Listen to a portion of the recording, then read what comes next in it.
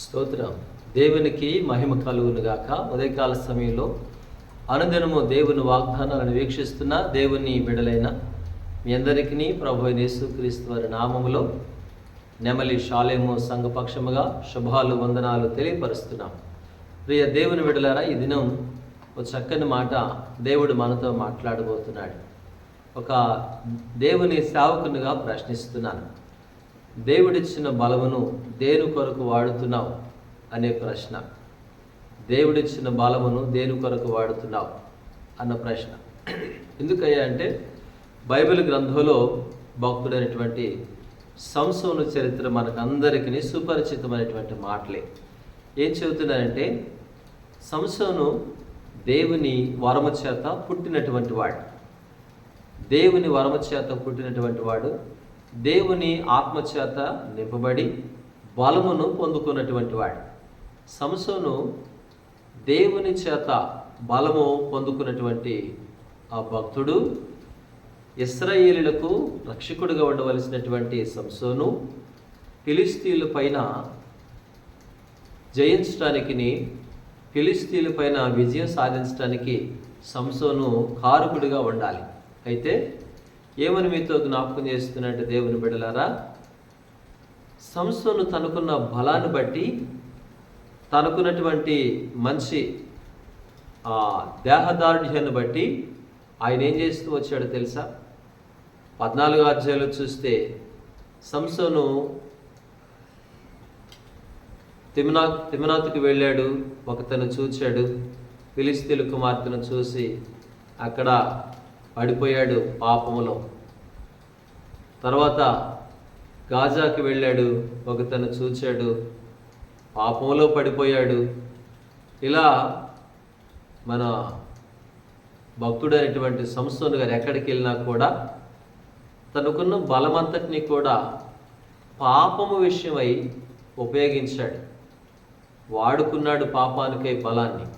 అయితే ఒక దినాన ఆ పాపమే సంసోనును ఏం చేస్తూ వచ్చిందో తెలుసా? న్యాయాధిపతుల గ్రంథం 16వ అధ్యాయంలోని 17వ వచనంలో చక్కని మాట ఏమని రాశారంటే, సంసోను నీ బలం ఎక్కడుందో చెప్పవని చెప్పేసి దెలీలా సంసోన్ని బాగా విసిగిస్తూ వచ్చినప్పుడు ఆయన చెప్పక ఒప్పుకున్నాడు, చెప్పేశాడు. ఆ బలాన్ని దెలీలా ఇదిగో 7 జడలు కూడా కత్తిరించిన పిమ్మట ఏం జరిగిందో తెలుసా? సంసోనుకున్న బలమంతా పోయింది. నేనంటాను, జడలో వెంట్రుకల్లో లేదులే కానీ బలం, వరముతో పుట్టినటువంటి వాడు సంసోను. కానీ దేవునికి నాజీరు చేయబడిన వాడుగా ఉన్నాడు కనుక అలా పెట్టాడు. అయితే ఏమని మీతో జ్ఞాపకం చేస్తానంటే, బలమంతా పోయిందని చెప్పి రాశారు దేవుని బిడ్డలారా. అదే 16వ అధ్యాయంలోని 20వ వచనంలో మనం చూస్తే, యెహోవా అతనిని ఎడబాసినని సంగతి అతనికి తెలియలేదని చెప్పి రాశారు. జడలు కత్తిరించబడిన తర్వాత, తన జుట్టు పోయిన తర్వాత ఏం జరిగింది? అక్కడ దేవుడు సంసోన్ని విడిచిపెట్టిపోయినట్లుగా లేఖనం చెప్తా ఉంది. అప్పుడు తనలో ఉన్న బలమంతా కూడా పోయింది. ఈ ఉదయకాలపు వేళ ఏమని మీతో జ్ఞాపకం చేస్తుందంటే, మనమును కూడా సంసోనులాగా మనకున్నటువంటి బలాన్ని బట్టి, మనం చాలామంది యవనస్తులు ఏం చేస్తుంటారో తెలుసా? మనుషులకు ఉన్నటువంటి యవన బలాన్ని బట్టి, కండలను బట్టి, అండబలాన్ని బట్టి, గుండె బలాన్ని బట్టి ఏం చేస్తుంటారంటే చాలా వరకు విర్రవీగుతూ ఉంటారు. అయితే ఒక దినాన పాపం ఏం చేస్తుందో తెలుసా?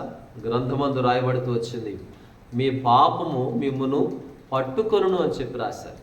పాపం చేత పట్టబడిపోయాడు, బలమంతా పోగొట్టుకున్నాడు, ఆ బందీ గృహములో తిరగలి విసిరువాడాయను అని చెప్పి రాశారు.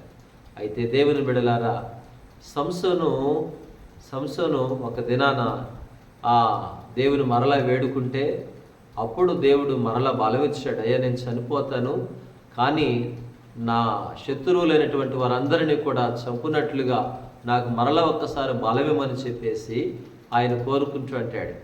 వాళ్ళ శత్రువులైన ఫిలిష్తీయులు దాగోను దేవతకు బలర్పించడానికి సంసోను సిద్ధపరిస్తే ఆ 2 స్తంభాల మీద ఆనుకొని 2 స్తంభాలు పడద్రోసి ఆ గుడిని కూలద్రోసి 3,000 మందికి పైగా సంసోను ఒకే దినాన హతమర్చినట్లుగా బైబిల్లో చూసాం. అయితే ఈ మాట ఎందుకు మనం జ్ఞాపకం చేసుకున్నామంటే మనకున్నటువంటి బలాన్ని బట్టి కూడా ఏం చేస్తూ ఉంటామంటే చాలా అతిశయపడుతూ ఉంటాం, గర్విస్తూ ఉంటాం, పాపానికి మనం వాడుతూ ఉంటాం. కాబట్టి దేవుని బిడ్డలారా, దేవుని కొరకు వాడిన ఎడల యవన కాలమందు నా కాడి మోయి నరుడు ధన్యుడని చెప్పాడు దేవుని వాక్యంలో. కాబట్టి మన బలం, మన యొక్క సమస్తము కూడా ఏం చేయాలో తెలుసా? దేవుని కొరకే వాడబడేవారుగా ఉందుముగాక. ఆశ్చర్యకరుడా, మీకు వందనాలు, స్తోత్రాలు. ఉదయకాలపు వేళ ఈ మాటలు వింటున్న బిడ్డలకు అయినా వారి బలమును, వారి యొక్క ఆరోగ్యం ప్రతిదీ కూడా నీ కొరకే వాడబడే కృప దయచేయమని ప్రార్థిస్తూ మహిమ ఘనత మీకే చెల్లిస్తూ యేసయ్య పేరట వేడుకొనుచున్నాం పరమ తండ్రి, ఆమేన్. తండ్రి అయిన దేవుని ప్రేమ, కుమారుడైన క్రీస్తు వారి కృప, పరిశుద్ధాత్మని యొక్క అన్యోన్య సహవాసము సన్నిధి ఇప్పుడు ఎల్లప్పుడు సదాకాలం తోడే నడిపించునుగాక. ఆమేన్. అందరికీ ప్రభునామములో వందనాలు.